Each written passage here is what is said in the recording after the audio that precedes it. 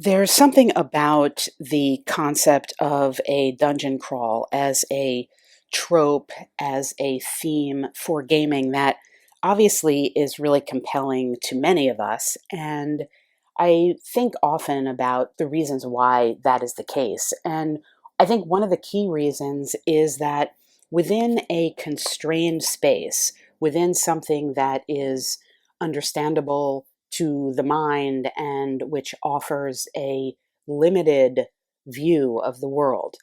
You can have basically anything. Almost anything can show up in a dungeon, almost any item, almost any treasure, almost any monster. And as such, there's a level of chaos that I think you feel as a player combined with a level of constraint that you understand the tropes and the expectations of a dungeon. And putting together the limitless possibilities with the limited space creates a kind of tension that really works for gaming. This game, Rogue Dungeon, is a solo dungeon crawler that plays like an old school roguelike, using hand management, card draw, and dice rolling as primary game mechanics, as it is described on the back of the box. We play one character who's exploring the map of a dungeon level, trying to fight their way through traps and monsters, attain treasures and items, including what you would expect: weapons, armor, potions, scrolls, and artifacts that will help us along the way. We're going to gain experience to improve our hero abilities and skills. We can trade to improve our inventory. And we have to figure out how to best use our hero abilities and all of these things we have to survive this dungeon to the 5th level, to survive long enough to slay the boss monster. All right, now the rules in this game are pretty simple, so we're going to just get into some gameplay and I'll explain them as things turn up. But before we actually start, briefly, we're going to indicate here that this is our character. We're playing the rogue, and we have various attributes for her. These are agility, strength, intelligence, and overall vitality, which is the maximum current health. As we go through the dungeon, we will be able to get experience points by defeating monsters or traps and things of that nature, and possibly discovering treasure and level up. And as we do so, we are hoping to be able to successfully encounter stronger and stronger monsters as the dungeon gets deeper. We were issued a bunch of initial starting equipment as indicated by this picture here. On the other side of it is the male character for that same rogue. And we have a dagger, and some of the equipment gives you information and some does not specifically give you information.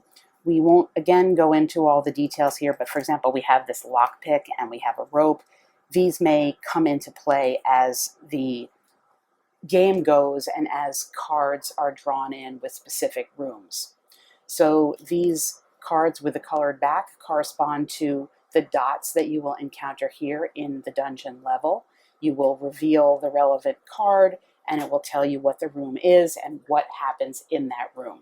So we're starting out here with our little meeple, and we come in, we have two choices here, which is to basically go toward the blue gem room or the green gem room. This ends in a dead end here, so I think we'll just make our way through toward the blue side here. And the procedure is you take a token here to indicate that you've gone in that room, and then you draw the relevant card for that room, revealing it and just dealing with whatever it says. So in this first room, we find a wounded dwarf. Any hero may discard garlic, loaf of bread, hunk of cheese, meaty rib, healing potion, or healing scroll to take the dwarf from the specialty deck. This is a specialty deck.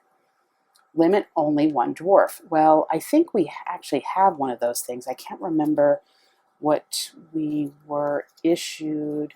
Hunk of cheese, yes. We come with the hunk of cheese as the rogue, and it says we could discard it to charm the rats or discard it to gain 2 HPs, or in this case, it seems that we could discard it to gain this dwarf. Now, I think we're allowed to look at this. This is a deck that you're not meant to shuffle because it's specific things. let's see what so here's the rats that we could have, well, that's a benefit. All right, let's see. Here's the dwarf we could possibly get with this cheese.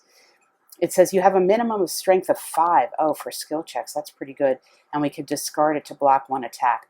That to me sounds better than the possibility of charming some rats, which sound like less difficult foes. So I think we're going to do this. We're going to give this wounded dwarf this hunk of cheese, thereby turning him into our ally. I think they're called henchmen. And we will get that special benefit here and place this on our player mat. Now, you're meant to, there's these little icons here that are supposed to correspond to that do correspond to the player mat. Personally, I find these super small and hard to read. It's really the only graphical issue I have with this game. I love the way this game looks, but that's a little hard for me to read. Anyway, I know that this is a henchman, so now we have the dwarf with us all of a sudden. We haven't even done anything yet. And this is actually a good way to start because it sort of shows you the huge role that luck plays in this game. And you need to know that going in. And for something called Rogue Dungeon, you probably would know that going in. I mean, this game can just take you and shred you up or all of a sudden throw a ton of stuff that's great at you. I will say in my, I think 5 plays of this game now with different characters, the best I've done was to get to dungeon level 4, and I died like right away in dungeon level 4. So I haven't even seen any of the boss monsters yet. And I want to show you just a little bit of gameplay in the first level, and then I'm going to continue on and pick up and show you some gameplay at a level that I think I'm getting close to the end at, just to show you how the character builds up during the course of the game. So once you finish this room, we can move on, and our next spot here is this yellow circle with a 1 in it. The yellow rooms tend to be persistent rooms, meaning that whatever is here is likely going to remain, and we'll check it out and see. This is a narrow ledge, and indeed it is persistent, as indicated by this circle here. Each hero must make an agility check to cross the narrow ledge. You may pass if you have a rope or discard a flying carpet. Well, you know, we do have a rope. It says take damage equal to the dungeon level. We do actually have this rope also, but I'm definitely not, I don't think I'm going to do that now. It's way too early for me to be getting rid of that rope that I could possibly need later on. I will explain to you, there's basically 2 types of checks in this game. The first type is the ability check, which is the one we're about to do. The way this works is you roll your d10, and you need to be under or equal to your current agility score. So in this case, we're probably going to fail because the current agility score is only 2. So we'd have to roll a 2 or a 1 in order to succeed. And by the way, a 1 is always a success anyway. The reason that I'm going to do it is because I'm at full health. My health is actually only 4 right now, but I'm at full health and we're at dungeon level 1. So I don't really mind taking 1 level of damage here.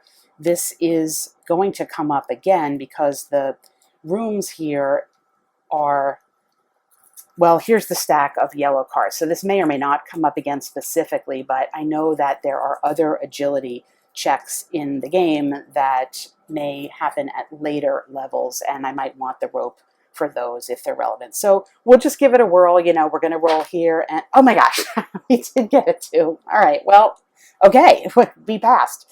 We got a 2, great. Now, what happens with this persistent room is we don't discard it. We leave it here with the token indicating the yellow 1 here. We leave it here, and when we come back through this dungeon, and we will come back through this dungeon because it's a maze, we're going to have to deal with this again. So the ledge remains. I'm going to take us into the red room here where we're most likely to encounter a foe. And even though we're going to have to come back through the, well, you know what? Maybe I won't do that. And this is showing you a little bit of the options of the game here. I could go this way, not have to deal with this room, but I want to fight some foes because you're going to get treasure if you succeed in defeating an enemy. And the enemies in the first level are pretty low-level enemies. They're level 1. So we're going to go into this red room here and draw a red card, which is most likely going to say it's an encounter. Draw 1 monster and resolve combat. So we will place this here, although this will be discarded once we leave, and we will draw from the monster stack that I have over here. This is a level 1 monster, and we encounter a scorpion in this room. The scorpion has 1 health, and its combat value is a 7, and it does 2 damage if it does a successful attack against us. The way combat works, this is the other kind of die roll that you have in the game. You're taking the same D10, and you're adding any ability level that you may have for that strength value here, which is going to be each character has what's known as a primary ability, and it's represented by this kind of splashy area behind the ability. And actually, I should say some characters have more than 1 primary, but the rogue's primary is agility, and we use this to wield our weapons, and it determines how likely that we are able to hit in combat. So in this case, we are going to be rolling a d10 and adding 3 to it. And for a successful hit, we need to roll above 7 on this scorpion. If we match 7, we both get wounded, but if we roll 8 or greater, we will have a hit. And right now we don't have anything else that is going to help us with that, so we're just going to do this d10 roll, and we rolled a 4, and plus 3 is 7. So what that means is we did hit the scorpion, and we did our 1 point of damage for the scorpion. However, it hit us as well, and it's doing 2 points of damage to us. So we're going to take those 2 points of damage this way, and we're going to go down to 2 health. But we have dispensed with the scorpion. And when you dispense with an enemy, you get 2 things typically. In this case, you get a treasure, and you also get the experience point equal to the level. So we will get 1 experience point for that, and we will also get 1 treasure card. And the treasure card we got was a scroll. It says we can discard to gain 2 attack value for 1 combat round. That's actually pretty good. So that would add another 2 to whatever die roll we have. Or we could discard it to inflict a double weapon damage on a successful roll. So that's nice. It's flexible, and we'd be able to use it to its best benefit in combat, but we're certainly not going to consider using that right now. Getting back to the experience, you can see here, possibly, it might be a little hard to see, but you have your values here as well as the number of experience points you need to level up to a greater value. So for example, to get from 3 to 4 on our agility, we need a total of 3 experience points. And to get from 2 to 3 on strength, we need 2. So we need to sort of keep track of all that and sort of monitor the way that it levels us up. Moving on in the dungeon, we come back here and we have to deal with this narrow ledge again. Now, at this point, we're down to 2 health. So if we could discard our rope if we want, or we can just try to roll a 2 or 1 again on that d10. I'm not going to do that because I don't want to die out here like 2 seconds into this video. So for my agility check here for the narrow ledge, I'm going to discard the rope, unfortunately, to do an automatic walk through this ledge and move on in the dungeon here. And I'm again at 2 health. Now, there is the possibility of healing or resting or camping. And I could use camping gear. You get 3 camping gear at the beginning of the game, and there are possibilities for getting more during the game. It says discard and make a d6 rest roll. All heroes gain rest roll plus 1 HP.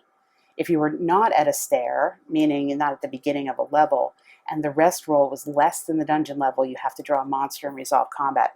I'm not going to do this here, again, because for a bunch of reasons. My maximum health now is only 4, and I'm at 2 health, so it kind of seems like a waste to me at this point to try to do that. I want to try to get through this dungeon and maybe get some other ways of leveling up than wasting my camping gear. Now, again, I could flame out and die, and if that's the case, you'll see this whole thing starting over with another character for the rest of the video, but we're not going to do that. Instead, we are going to go into the sort of white or blue room, whatever that is. We'll place this token down to indicate we're going in here, and we'll draw this. You can't see me drawing it, but I just drew randomly.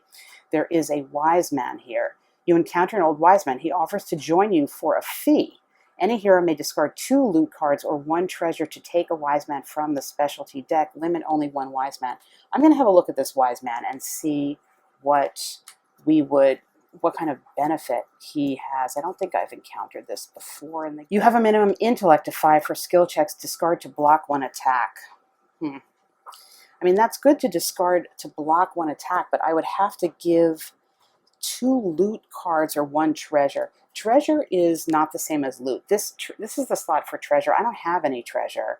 And actually, honestly, I really only have 1 loot card. I can't even do this. I only have 1 loot card because these cards that I have, that my starting cards, those are not considered loot. So I can't even do that. So unfortunately, this wise man, he may come back, but in a different level. But we can't really do anything here right now with that. So we just continue to move on. And now we are at yellow point 2. So we will get the number 2 token and we'll draw yellow card here. A trapped chest. You attempt to open a treasure chest. 1 hero must make an agility check. And if we fail, we're going to take d6 minus 1 damage. Well, honestly, that could be, we could die right now. So we're going to do it. We have no choice. We have to, let's see, actually, I shouldn't say we have no choice, but I don't think we have anything that will allow us to circumvent this. Combat, evade and disarm traps. Discard to pass or bypass any yellow gem room card. Cannot be traded. Discard to inflict. So our agility is 3. We'd have to roll a 3 or less. And d6 minus 1 damage is likely going to just kill us because I know. So I don't want to do that. I'm gonna do it. I'm gonna use my skill here. Oh, you know what? I can't use my skill. I can't use my skill. I just noticed this. So this means this is only available to me if my agility is already at 5 or greater. And guess what? It's not. So I cannot use this card, and that requirement was not on the prior card that I used, using the rope. You'll see the rope had, well, I just dropped the card. Trust me, the rope had no requirement, but that does. So I have no choice. So this may be the end, but if it is, it's a good example to show you a little bit how the game plays. We have no choice. We have to make this attempt. It doesn't seem to be optional. So making this attempt, we don't seem to have, just confirming, there's nothing here. I guess what I can do, can I quickly camp in the middle of a turn? This is a question. Could I quickly camp and try to discard this? If we're not on a stair, can I camp after I pull the card? Let's say I can. I don't know. Question. I don't know. But I might as well. I mean, because I could die. So I'm going to make a d6 rest roll before, I'm going to rest before I do the trap chest. So let's roll our d6, and we rolled a 1. Well, whatever, it actually doesn't really matter because we get 1 plus 1 HP. So our health came back to 4. And our health came back to 4. We have to discard this card. So we do that. Now we're going to do our agility check. And as a reminder, we need to be at or under the value that is in question here. And in that case, it's 3. So I need a 3 or less, or else, guess what? Wow. Okay, we opened it. So we disarmed the trap, and all heroes draw 1 loot card and gain 2 XP. So that's pretty awesome. And yes, this is a continuous take, guys. This is good rolling right now, but I'm sure to die soon anyway. All right. We got a helm. Discard to reduce damage taken by 2 HP. That's great. Put that right there. And another scroll. Speak to animals. We can charm the wolf, the cave bear, the dire wolf, the rats, the giant cobra, or the giant spider. Okay, that's cool. That's good there. And we got our 2 XP. Now, importantly here, our 2 XP gives us 3 XP. We can use this to level up one of our attributes. And if, let's see, our strength is strength and intellect are the lowest, but the agility is what we are using as an add-on when we do combat. So I sort of am super tempted by that, but it's not good to get too ahead for reasons that I will explain in a minute. But all that said, I'm going to just take the safe route for now and go with my agility, and we will deal with the others in the future. The reason why it's not too great to go too far ahead is that over the course of the game, you will get weapons and things that will allow you to increase your combat value. Right now, our combat value is only 1, but you cannot increase your combat value, no matter what cards tell you, beyond your lowest attribute. So we could potentially have cards that would allow us to, say, do 3 damage in combat, but we wouldn't be able to do that because our lowest values are at 2. So this is a good game mechanism that kind of forces you to just move all the abilities along and not just focus on your combat ability. In any case, that was very dramatic and awesome. So we're moving ahead. We didn't actually need to really do that camping, but nevertheless, we did. We're moving ahead still with the yellow room to room 3, and this is a treasure mimic. You attempt to open another treasure chest. Each hero must make an intellect check. We are going to take damage equal to the dungeon level. If we fail, that's not too bad. That's just 1. Or we're going to gain a loot and 2 XPs and then discard this room. So this is not a persistent room. And if we pass, but if we fail, it is. You can see that dot there. So the treasure mimic sits here, and it said it's an intellect check. Well, our intellect is only 2. I wasn't going to consider raising that anyway, so didn't really matter what I did. We did fail that, so we're going to take damage equal to the dungeon level. So we're going to go from 4 to 3.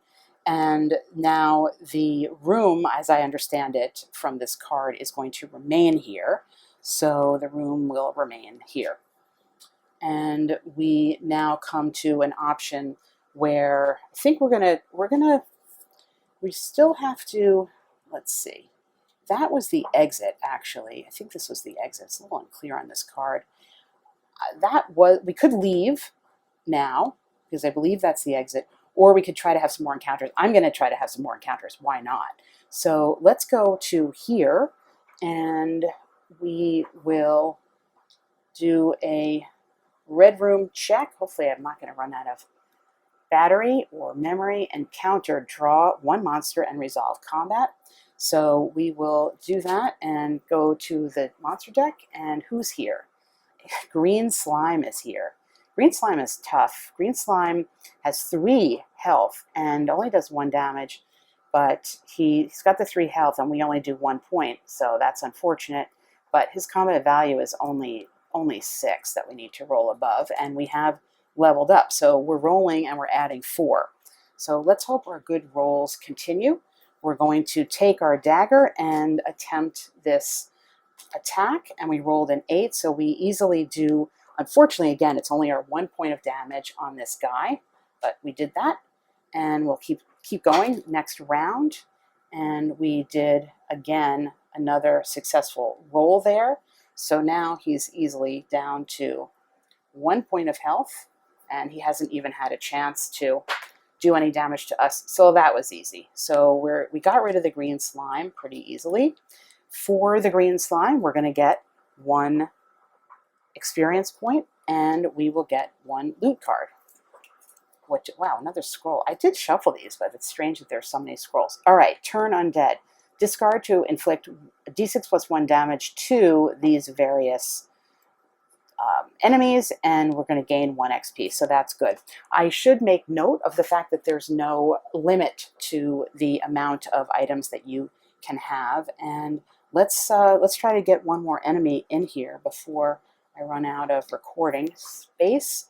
So we're going to go to this next red room over here, have an encounter. Who are we going to encounter? It's a skeleton. Oh, well, we just got that turn undead. I don't think we're going to use that here.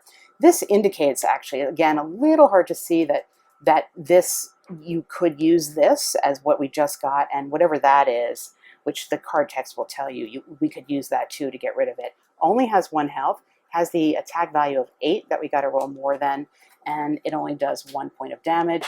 As again, reminder, we're going to get a +4 on here, and so the monster has hit on this 10, and I will say, and so this monster is gone, and so we get 1 more point of experience, and we get another treasure, and then I'll make the point I was going to make. We got some garlic. Discard to kill the vampire and gain 2 XPs, or discard to gain 2 HPs. Well, that's helpful to us for the HP part of it. And I think now we only have 2. I really want to increase my maximum health here, but that's going to take 5 XP. So we let's just risk going into this purple room, and then we will exit this level. So we're going to go into the purple room and see what is in the purple room. It's a pit of spikes. Each hero must make 2 agility checks. Pass both checks if you discard a flying carpet. Well, I certainly don't have a flying carpet. And the first fail, we take damage equal to the dungeon level. So we got to do it. Our agility went up to 4. So again, we don't really have anything that will help us with an agility check, because again, we can't use this yet. So, all right, we got to roll 4 or less to pass that. That's a fail, so we're going to take a wound here. So we're down to 2, and it doesn't say that the second one, what the damage of the second one is, but I'm just going to assume it's the same. Another fail. So we're down to 1 point of health, and we got to get out of this. We got to get out of here. So the dungeon has been pretty much done. We have this trapped chest, unfortunately, that we have to deal with that's still here.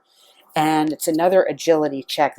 We're at 1 health, so maybe we're just going to implode here. I don't think I have anything.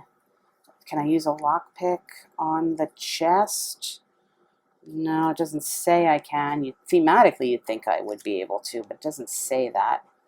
Let me just confirm before we die here that I got nothing.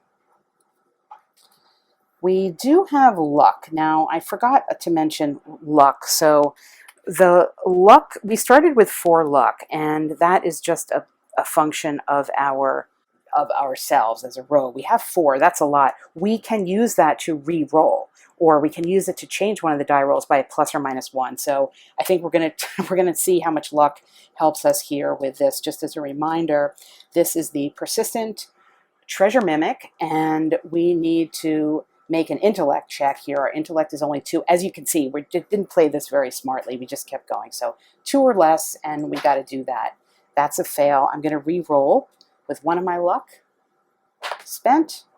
I'm going to use the second luck to re-roll. And so now I have 2 luck left. And there we go. So we used up half our luck, but we did succeed enough so that we're not going to die, because we only have the 1 health. And we are exiting this level. To exit the level, you clear off the card here, and you go to the next level here. And the next level, you would enter there on the stairs. You get rid of all the persistent items and rooms that were there. And now we're going to use our camping gear here on the stair level with no fear that it will generate any wandering monster. And we will get a D6 rest roll, and we're going to get D6 plus 1 health back. Again, mindful of the fact that unfortunately our maximum health is only 4. So we would have gotten 5 if we could, but we're basically just back to our full health and at the second level. All right, so we've moved ahead to level 2. I moved the stair icon there. We have our level 2 monsters, and as penance for my illegal camping phase in the last level out of the rest phase, I'm going to discard my 1 remaining camping gear as penance. I'm going to just keep the health as it was. Can't really reconstruct all of that. Moving on, we are going to move here into a yellow gem room, and this will be a persistent room, possibly. Actually, it's not a persistent room. It is a bat swarm, no persistent marker here. You are swarmed by hordes of bats. Pass only if your hero discards a torch. Well, indeed, unfortunately, we don't have a torch, so we are going to take damage equal to the dungeon level, thus bringing us down to 2 health. But the bat swarm does not stick around, so we discard that, and I'm going to move into a green room now. And I don't know that we were in a green room last time. So we're in a green room, and let's check it out and see what it is. It's a mystical fountain. You drink from a mystical fountain. If your hero is at full health, well, fortunately we're not, gain 1 vitality and 1 health, otherwise gain d6 plus 1 HPs. Well, that's a bummer because we could have used that more health. Well, we rolled a 6. So our health was what, at 4? That's what we started at. And so we're basically gaining back to 4. We really need to try to improve that baseline health, but nevertheless, we can move on here. Now we're coming back to 1. Well, actually, or we could go this way to 3. That's the exit. I think we're going to take the long route and try our best. We're either going to get a lot of loot here or die trying. That's the name of this game. So we're at 3 here, and let's check it out. It is a cave-in. Of course it is. Large stones begin to fall as the room begins to cave in. Make an agility check. Our agility is 4. Pass if you discard a transmute rock to mud scroll, which we don't have. We're at risk here of just taking 2 damage. That's going to be persistent. So we're going to do a roll here and try to get 4 or less. We did pass that check. We can gain 2 XPs once per game. That's great. So now we are at 4 XP, and I think we should spend these experience points. Hopefully I'm doing this correctly in terms of when I can spend the experience points. It says at any time except during a combat round or ability check. So good. All right. I don't want to make too many more mistakes. We have 4 to spend. I think, I'm going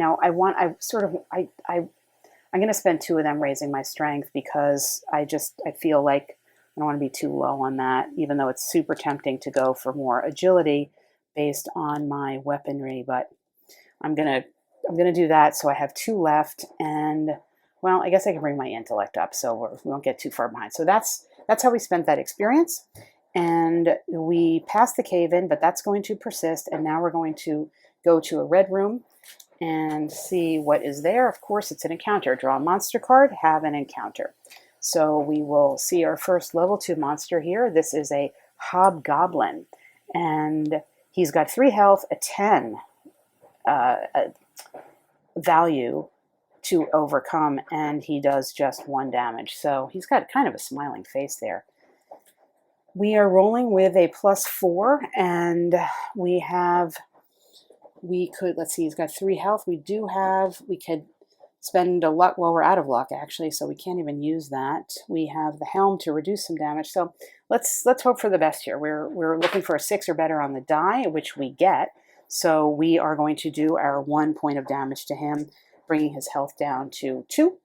And we'll hope for a good luck again. 6 plus the 4 is exactly 10.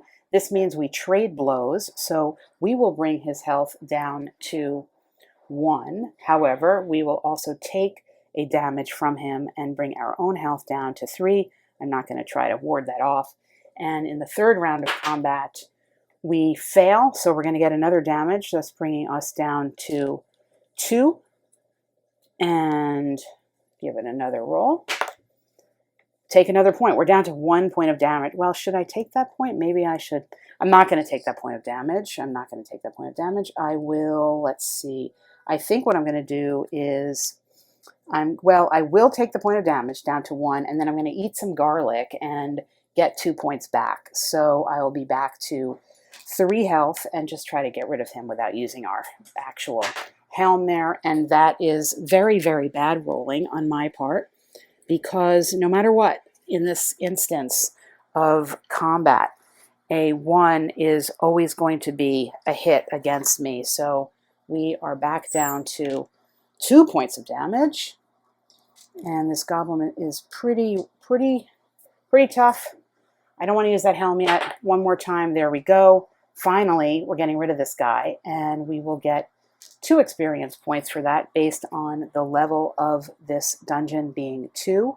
So we're going to take those 2, and that's giving us just a total of 2, as well as a loot card. Let's see what he had. Ooh, he had a crossbow, and this is particularly excellent because it meets our primary attribute of agility.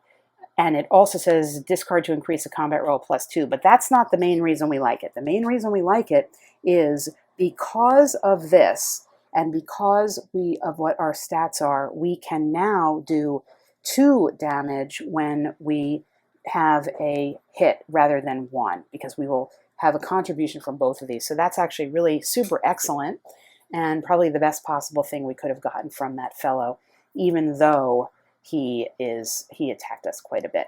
So we'll put a red marker there, and we will move on to the white gemmed room and see what the dungeon has in store for us. Ooh, it's a gnome trader.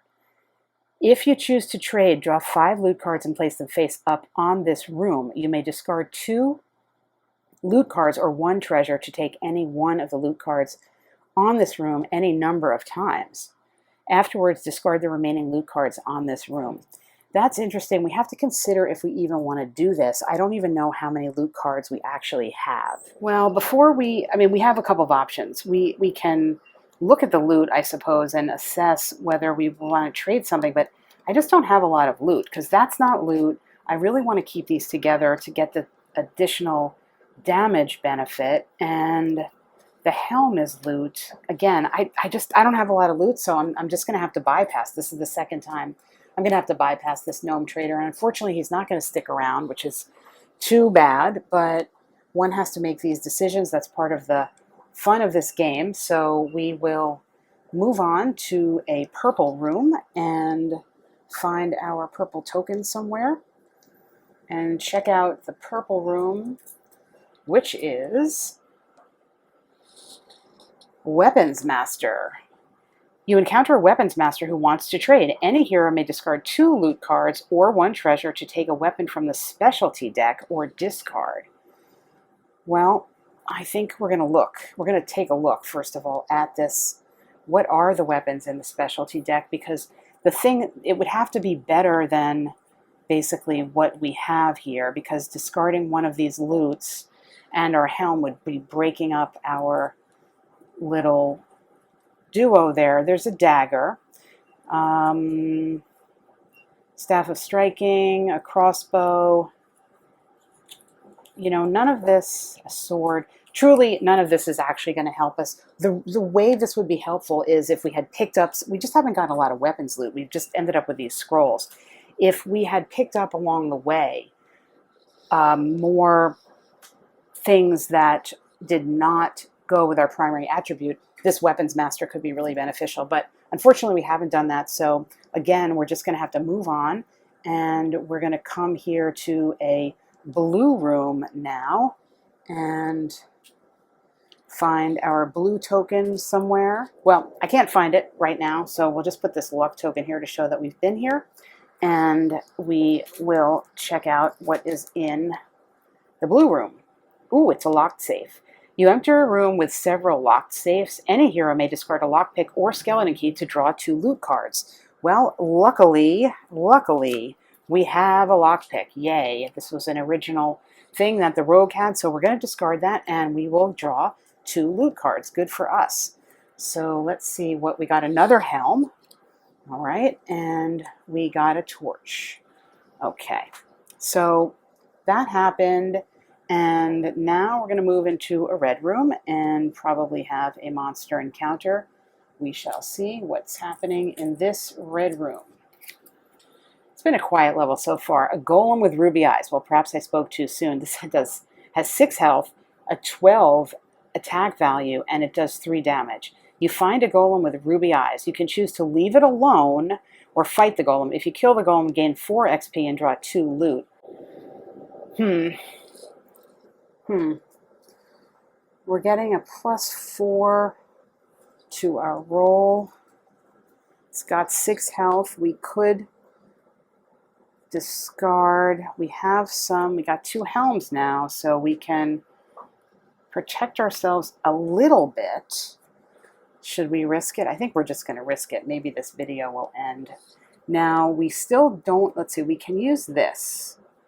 Discard to inflict your hero's weapon damage. All right, let's do this. We're gonna go for it here. And the first thing we're gonna do is we're gonna use our skill because we meet the requirement. Our agility is 3+, and we're going to do a sneak attack on this golem, and we are going to inflict our hero's weapons damage, which is 2 at this point. So right off the bat, we're going to bring his health down to 4.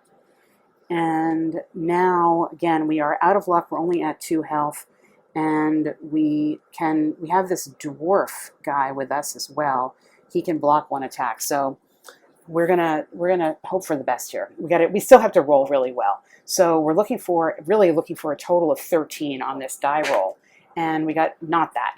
We got definitely not that. We are going to take 3 damage, and instead of taking 3 damage, we're going to discard the dwarf. We're going to sacrifice our dwarf to block 1 entire attack. So the dwarf is gone, but we're still here. We got to roll. We got to roll better than that. That's not going to get it done. So we rolled. That's better. We rolled a 6, and a 6 plus 4. Well, it's not good enough actually. So we're subjected here to another attack of 3. And I didn't actually check to see if we, let's see, can do anything here. I do have this scroll of speed. Discard to gain +2 AV for 1 combat round. 6 plus 4 is 10. So +2 is 12. I'm going to do this because what I'm going to do is I'm going to do this now to bring me up to 12, I'll still have to deal with the 3 incoming, but at least I will get to do 2 damage and bring its health down. I think that's probably the best option at this point. I don't have many other choices here because none of this is specifically, these things are not going to help. I think that's what I have to do. I think that's what I'm going to do. So I can, I can discard this to increase the combat roll by 2. I don't think I want to do that yet. All right. I'm going to discard this, give myself a +2. So bringing my total to 12, that's a 12. So I'm going to do 2 damage to the golem and bringing its health down to 2.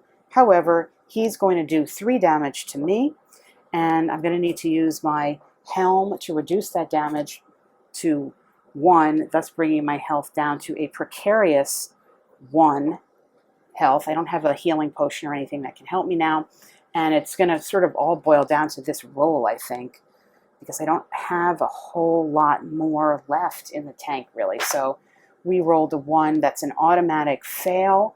So we're going to have to absorb 3 damage somehow, and I don't know that we can do that. We can only absorb 2. I kind of bet the farm on that, I think. I don't... Yep. No, we succumbed. We have succumbed to this golem because I have no luck. I can't re-roll. I can only absorb the 2. I only had 1 health left. And that we have died here at the hands of the golem with the ruby eyes. And this is the game. This is the game. You have to risk it, and there's a lot of luck involved. In this particular case of this game, I happened to get a lot of scrolls. I didn't get a ton of loot to start with, and I got a lot of scrolls, which may or may not have been as helpful as it could have been ultimately. I want to show you the options, some of the character options here. Now, included in what I'm showing you are a couple of the characters from the expansion, which adds a few characters. And the game does play somewhat differently depending on which character you're using. Ultimately, the cards and the room cards, you will see the same thing over and over again if you play multiple times. But frankly, there's kind of a lot of cards in the book, in the box. When I was playing it, I would say you've got at least 2.5 to 3-ish game levels to go through without seeing the same cards, depending on how quickly you move through it. So we have a sorceress, and there's 2 different sides with the same values, just the male and female, different imagery, and the equipment of them is different. The values on the attributes are somewhat similar. Some have more health, like this Crusader is going to have more health. Some have more luck. Maybe I'll try the Crusader. I don't think I've yet played with him. More so than showing you that, I will show you the starting equipment of the various characters, because that is the best signal as to how they differ in terms of gameplay. I'm not going to show you everything, but so for example, here's the Crusader, and he's got 6 health and 6 vitality, and he starts with, he's got a turn undead card. He has a blessed, so this is going to add something to our rest rolls and gain additional health. His strength is his primary attribute. He's got a sword for that.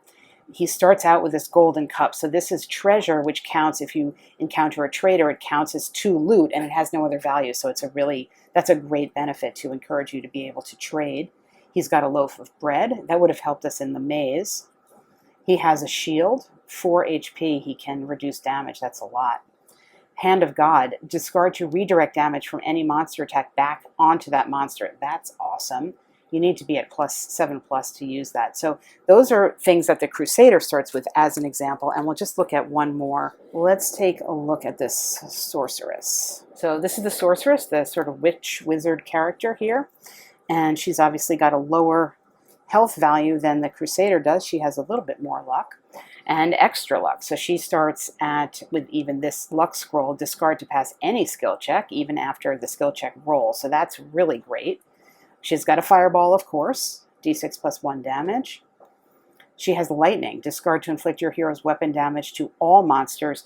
The all monsters is, there are instances where you can come across 2 monsters at one time in one room, and you have to deal with both of them.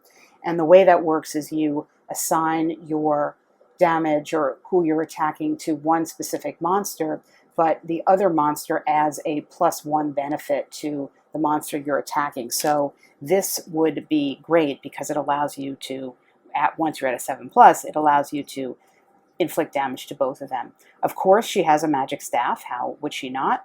And she has teleportation, which lets her bypass the current room and go to any level, any location on the dungeon level map. That's really good. Animate the dead. So she can get the skeleton from the specialty deck as a henchman, I guess, as an ally. If after she defeats a monster, she turns it into an ally. That's really cool. And she has a shield that looks kind of like a scroll. So that's an example of the Sorceress. So you can see the differentiation among the characters, and that is true for the rest of the characters in the box. I will say that Rogue Dungeon really fulfills the promise of what it offers. It absolutely feels like a roguish game, which is to say new levels at every turn, monsters, loot, you're on the edge of your seat, you're about to die. I did not do very well at all in my playthrough, even with the inadvertent cheat that I did in the game. This is a game available from the gamecrafter.com, independent design, and it's fabulous. It is a light game. It is involving. This is the perfect travel game to bring with you if you are looking for something that is compact and light. And it's the kind of game that when you have bad luck, when you have a bad die roll, it's not annoying. It's just like it's like, oh, that's what this game is. You know, that's the experience of going through a crazy dungeon, looking at all these crazy items that you get, and the choices of color, I think, was exceptionally well done and borderline garish, but I think it totally works. And the muted background to the stone also works. It really just conveys this sense, as we talked about at the beginning of the video, of really what is the just ongoing appeal of playing a dungeon crawl, of being in a dungeon, and of being constrained by these stone walls, and yet having all this crazy stuff happening, and all of a sudden a gnome trader appears, and then there's the floor collapses, and then, oh, there's locked safes with some treasure there. I mean, that kind of just crazy stuff being thrown at you, you get that feeling from this game, and having all of that in this small box is really quite an accomplishment. Thoroughly enjoyed this one. So far, this has been one of my surprise gaming highlights of the year. I had this video, I thought, in the editing bag, and realized there was one more thing I wanted to talk about regarding it. And you can see here I've set up to play this Crusader actually after filming, which is rare for me. When I finish filming a game, I usually put the game away for a bit, because even if I'm going to play it again, because I spend so much time playing it before the filming. But this is one of those games, I'm gonna I got to play this character right now, and I'm done with this segment. But what I wanted to say that I didn't put in there, because I think I'm going to get questions about it, is how does this compare to Iron Helm? And I have Iron Helm. I've bought pretty much all the content for Iron Helm, I think, except the last adventure pack. I think I sort of fell off and stopped buying material for that. I have enjoyed Iron Helm a great deal. I play it mostly with as a sort of facilitator for one of my kids who is a little too young to play it totally by herself, but is almost there. So I like Iron Helm. It is almost the polar opposite of this game in terms of the experience and the feeling of the game, even though in the general sense it's very, very related. You have a single character, you're playing through a dungeon or an area in cards, and you repeat the cards, and if you play Iron Helm, you know what I'm talking about. That said, they are totally different games in terms of the feel and experience. And if I had Iron Helm set up here, and I was going to do that, but I didn't really want to get into too much of a side-by-side comparison, you can even see just visually the visuals of the game signal what I'm talking about. Iron Helm is very measured. It is, as you know, when you play it, you are constantly sort of considering, do you have enough encumbrance value? I can't remember what the term is in that game. Do you have the weight capacity to carry this item? It's very precise in that regard. And even the mechanic of the selection or the decision before you turn over a card, very precise, measured, and calm in a way. This is the opposite. You're just grabbing stuff. Again, the visuals on it seem that way too, and that's why I think they work so perfectly for the game. You are just trying to get in, get what you can, get out, like all hell has broken loose. And for me personally, this game, Rogue Dungeon, is the one that I would reach for if it was a choice between the two. It's the one that I would keep if I had to only keep one of them. It just suits my style of play better. It suits the feeling that I want to get out of a game better. And when the luck goes against me, when the die rolling goes against me in this game, it's just kind of like, well, what did you expect? Of course, there's going to be a trap here, and of course I'm going to fall into it. Or, of course, I just traded away the item that I now need in the next room. That works with the feeling of this game. It all works together. It all ties together. Iron Helm is a different kind of game to me. There is the luck involved, but it is much more about a precision, going into, as you level up, going into trade in your trophies for a skill and sort of considering what skill you might need, and maybe even, if you know the game well enough, trying to remember what cards you've already seen. Things of that nature, I think, are just the opposite of this. The other point I wanted to mention, thinking in the context of Iron Helm here, is that I would love to see for this game something akin to those adventure packs, because you could really easily, given that you have the concept here of the specialized deck, you could, without ruining the glorious, huge selection of items, put into this game a thematic adventure pack with maybe thematic monsters and specialty items that could just go in here and be integrated. So I think that could work so well with this game too. And I would love to see more content for the game in that sense, although I do think very much so that what you get in this box is a lot. Now, I also had the other minor point is in the little expansion. I didn't mention this in the video because there were no rules with the expansion. There was just more material, and this was one of the pieces of more material, which is like a capacity for 2 other players. I'm not sure if you're meant to rip this apart or what, because it is for 2 other players to make this up to a 3-player game. I did want to note that in thinking about the game after I concluded that editing of the rest of the video, I realized I wanted to just mention that there is that capacity. Although the rules themselves are actually pretty clearly delineated in the book. There wasn't a ton of confusion that I had. I wasn't clear at one point about when leveling up, if you were meant to shuffle back all the rooms that you played. Probably you were. Didn't state that as far as I could see. I actually choose not to do that and just to play down until my gem stack is empty and then reshuffle wherever that might be. But I suspect you're maybe meant not to do it that way, but that's not really spelled out. But other than that, I think the rule book is actually very clear, and you have a nice list on the back here of the monster special abilities. We didn't see those because those tend to be with the higher level monsters, and I did not get that far. So here's a sample of one, an air elemental from the 4th level. It has invisibility and evade.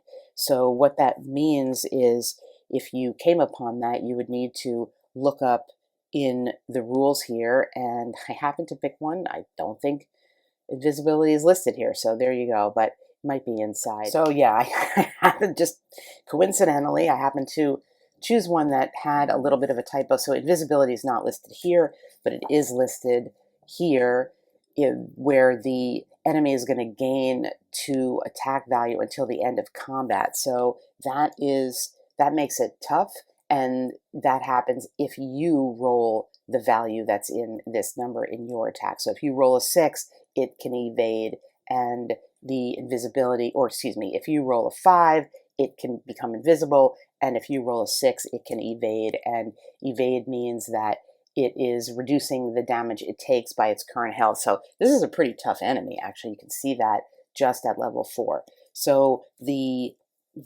monsters and the interactions do, as you would expect, get more complicated as you get further into the dungeon. And of course, you have more things that you can use to deal with it. And even at the 2nd level, that as far as I got, I showed you some of that decision making, but you can see how it would ramp up significantly as you got further into the dungeon and as you had more experience and more items at your disposal. So I wanted to make that point as well. And with that, I'm going to leave Rogue Dungeon, at least as far as the video is concerned, and I'm going to do my best with the Crusader to see if I can master this dungeon.